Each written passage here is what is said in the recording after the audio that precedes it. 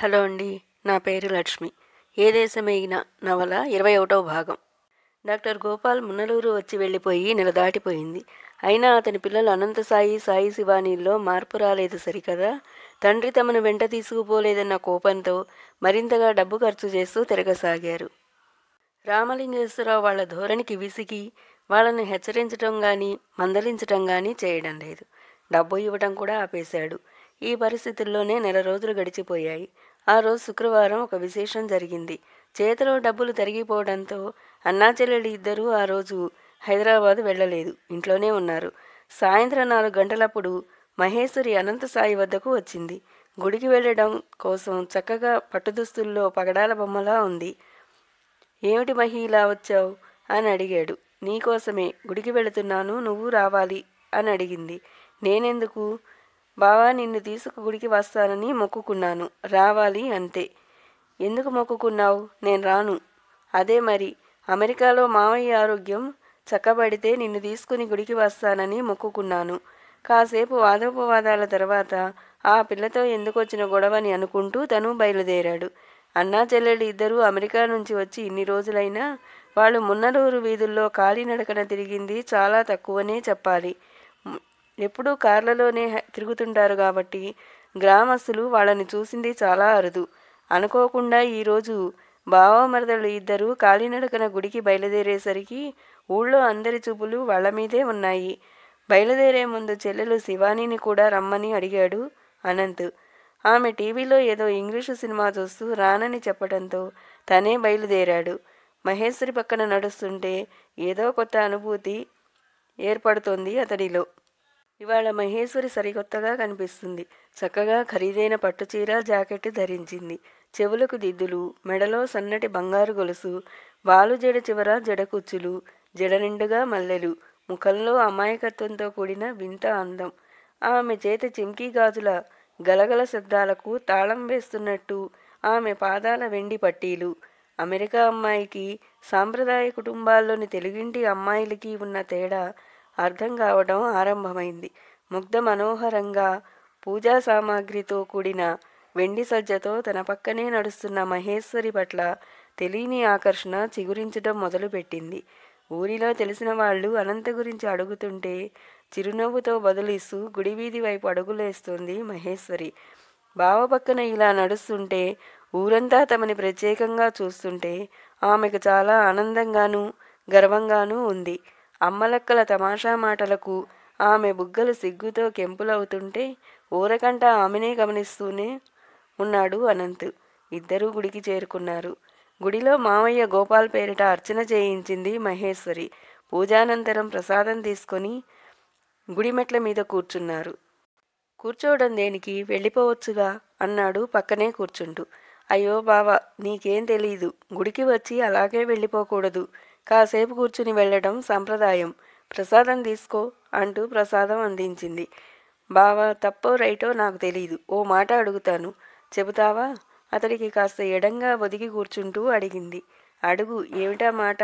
పరిసరాల్ని వీక్షిస్తూ అడిగాడు. శుక్రవారం కావటంతో గుడికి అధిక శాతం స్త్రీలే వస్తున్నారు. సాయంకాలం వేళ గుడి దగ్గర చాలా ఆహ్లాదంగా ఉంది. శివాని నీ చెల్లెలు. అది తప్పు చేస్తే నువ్వు బుద్ధి చెప్పాల్సింది పోయి నువ్వు కూడా దాంతో చేరి ఇలా నగరాలకు పోయి 5 స్టార్ హోటళ్లలో డిన్నర్లు, తాగడం, డాన్సులు చేయడం ఇదేమన్నా బాగుందా? ఇక్కడ మామయ్య కష్టాల్లో ఉన్నాడని తెలిసి కూడా మీ పద్ధతి మార్చుకోలేదు. ఇదేమన్నా నీకు న్యాయంగా ఉందా? అడగాల్సిన మాట సూటిగానే అడిగింది. తన మాటలకు అతడు కోపడతాడేమోనని భయపడింది. అలా జరగలేదు. భారంగా నిట్టూర్చి ఆమె వంక చూశాడు అనంత్. మహి, నువ్వు ఒళ్ళంతా కవర్ చేసుకొని ఈ సాంప్రదాయ దుస్తుల్లో అందంగానే ఉన్నావు. అదే మా అమెరికా స్టైల్లో స్కర్టు, ఫ్రాకు, గౌను ఇలా ఆ డ్రెస్సు వేసుకుంటే మరింత అందంగా ఉంటావు. నా చెల్లెలు ధరించే బట్టలు చూస్తున్నావుగా, నువ్వు వాటిని ధరించగలవా అడిగాడు. చీపాడు, సిగ్గు లేకుండా ఒళ్ళు కనబడేలా అరాకొరా బట్టలేసుకొని తిరగడం మీ అమెరికా అమ్మాయిలకు అలవాటేమో గాని ఇక్కడ కాదు. నాకు అలాంటి దుస్తులంటే గిట్టదు చెప్పింది. చూసావా, దుస్తుల విషయంలోనే నీ పద్ధతి మార్చుకోనని ఖచ్చితంగా చెప్పావు. మరి మేము పెరిగిన వాతావరణంలోని అలవాట్లు మానేయమంటే ఎలా మార్చుకోగలం? ప్రతి దేశంలోనూ వాళ్ళకి ప్రత్యేకంగా అలవాట్లు ఆచారాలు ఉంటాయి. అంత మాత్రం చేత అవన్నీ మనం కూడా ఆచరించాలా? ఏ సమాజంలోనైనా మంచి చెడు రెండూ ఉంటాయి. మంచిని తీసుకోవాలి, చెడును వదిలేయాలి. అత్తయ్య కూడా అక్కడే ఉంటుందిగా. చీరలు మానేసి గౌనులు వేసుకోవటం లేదే? మీ తల్లిదండ్రులు ఎలా ఉన్నారో మీరు అలాగే ఉండాలని ఎందుకు అనుకోరు? ఇది వితండవాదం. మాకు ఇష్టాయిష్టాలు స్వేచ్ఛ ఉన్నాయి కదా. ఏది? బాబు సంపాదించాడు కాబట్టి లక్షలకు లక్షలు హారతి కర్పూరంలా హరించేయడమా?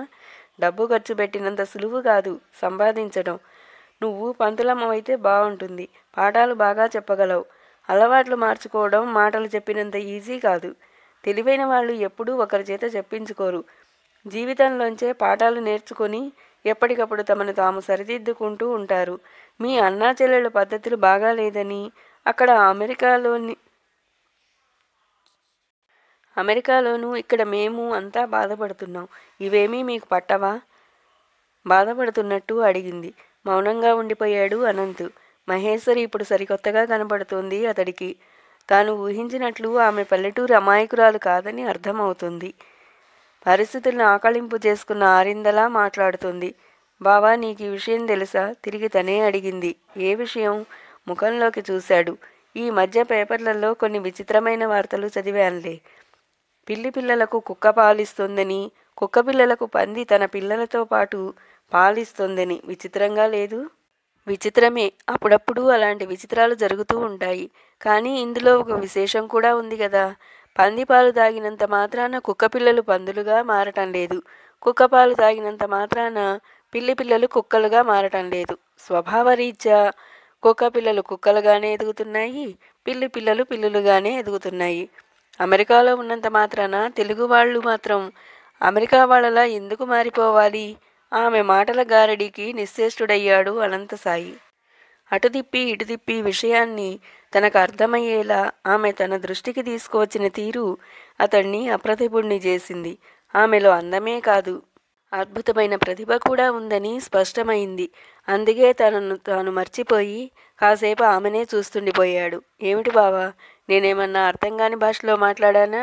రెప్పలాడిస్తూ తిరిగి అమాయకంగా ఆమె అడుగుతుంటే చిన్నగా నవ్వేశాడు. ఏమో అనుకున్నాను, అసాధ్యురాలివే. ఎనీవే, నీ సలహాకి థ్యాంక్స్. మారటానికి ప్రయత్నిస్తాను అన్నాడు. ఎప్పుడు మారాలి బావా? నువ్వే కాదు, శివాని కూడా మారాలి. అప్పుడే అందరం సంతోషిస్తాం. అందరూనా? నువ్వేనా? అందరికన్నా నేను ఎక్కువ సంతోషిస్తాను. నన్ను మార్చి పెళ్లి చేసుకోవాలన్న ఆశతోనా? ఈసారి ఆమె కళ్ళల్లో కొంచెం కోపం తొంగి చూసింది. నేనేమీ కొత్తగా ఆశపడ్డం లేదు. అలాగని నిన్ను ఇష్టం లేకపోయినా బలవంతంగా నన్ను పెళ్లి చేసుకోమని అడగను. కానీ ఒక్కటి మాత్రం నిజం, చిన్నప్పటి నుంచి నువ్వే నా మొగుడివని ఊహల్లో పెరుగుతూ వచ్చిన దాన్ని. అందుకేనేమో నువ్వంటే నాకు పిచ్చి ప్రేమ. ఇది మాత్రం నిజం అంటూ చెమర్చిన కళ్ళు తుడుచుకుంది. ఆమెకి ఏం బదులు చెప్పాలో అనంతకి అర్థం కాలేదు. ఇక బయలుదేరదామా అంటూ లేచాడు. మౌనంగా తలూపి తను లేచింది మహేశ్వరి. ఇద్దరూ మెట్లు దిగి నడక ఆరంభించారు. అంతలో ముగ్గురు యువకులు వాళ్ళ ముందుకొచ్చారు. వాళ్ళని చూడగానే మహేశ్వరి ముఖంలో రంగులు మారాయి. వాళ్లలో ఒకడు కొంచెం పొడుగ్గా, కొంచెం లావుగా, మొరటుగా ఉన్నాడు. మిగిలిన ఇద్దరూ ఓ మోస్తరుగా బలంగానే ఉన్నారు. వాళ్ళంతా అనంత వయసు వాళ్లే. మధ్య ఉన్నవాడు మెడలోని ఎరుపు మఫ్లర్ని సరిచేసుకుంటూ అనంతసాయిని యగాదిగా చూస్తూ దగ్గరకొచ్చాడు. ఏ మహి, వీడేనా అమెరికా నుంచి వచ్చిన నీ బావా అంటూ వెటకారంగా మహేశ్వరిని అడిగాడు. ఏయ్, నోరు దగ్గర పెట్టుకో, తప్పుకో, పదబావా, వీడితో మనకేంటి అంటూ అనంత చేయి పట్టుకొని తీసుకెళ్ళిపోవాలని చూసింది మహేశ్వరి. కానీ వెళ్లే ఉద్దేశం తనకు లేనట్టు ఆమె చేతిని మృదువుగా విడిపించుకున్నాడు అనంత్. ఆగు మహి, అతిథులు మనకు బాగా కావలసిన వాళ్ళులా ఉన్నారు. కొంచెం పరిచయం చేసుకొని. హలో, నా పేరు అనంత సాయి ఫ్రమ్ అమెరికా. మహేశ్వరికి బావని. నీ సంగతేమిటి? ఎవరు నువ్వు అంటూ అడిగాడు. అదేదో వినకూడని మాట విన్నట్టుగా నేను ఎవరా అంటూ పెద్దగా నవ్వాడతను. ఏమిటా మహి, చెప్పలేదా నా గురించి? నవ్వాపుకుంటూ అడిగాడు. అప్పటికే గుడికి వచ్చిన గ్రామ మహిళలు చాలామంది దూరంగా నిలబడి ఆశ్చర్యంగా చూస్తున్నారు. మహేశ్వరికి చాలా కంగారుగా ఉంది. అరే బ్రదర్, నా పేరు గణపతి. ఈ ఊరి ప్రెసిడెంట్ కొడుకుని. ఈ మహేశ్వరికి కాబోయే మొగుణ్ణి. అర్థమైందా? మేమంతా ఒకే కాలేజీలో చదివాంలే. ఇదంటే నాకు పిచ్చి ప్రేమ. పెళ్ళంటూ చేసుకుంటే దీన్నే చేసుకోవాలని ఎప్పుడో నిర్ణయం తీసేసుకున్నాను.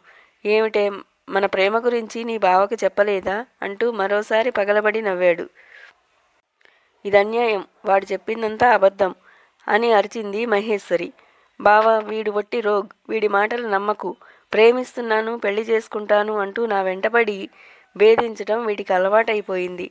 నాన్నగారితో గాని అన్నయ్యతో గాని చెప్తే ఊళ్ళో గొడవలు జరిగిపోతాయని ఓపిక పడుతుంటే వీడికి మరీ అలసైపోయింది. పద బావా, వెళ్ళిపోదాం అంది ఉబుకుతున్న కన్నీళ్ళని తుడుచుకుంటూ. తరువాయి భాగం మరో వీడియోలో.